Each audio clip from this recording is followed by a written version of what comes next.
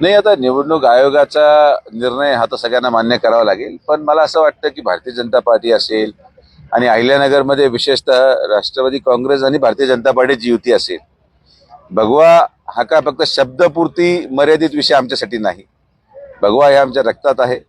आम्ही आजही प्रचारामध्ये आमचं उपरणं, आमच्या टोप्या हे एक वेगळ्या हिंदुत्ववादी विचाराची युती आहे आणि या युतीच्या अनुसरून आम्ही आमचा प्रचार पुढे घेऊन जाणार आहोत.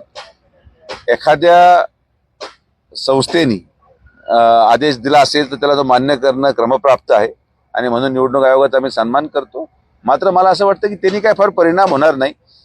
भगव्याची व्याख्या ही अहिल्यानगरमध्ये अधोरेखित अगोदरच केली गेलेली आहे.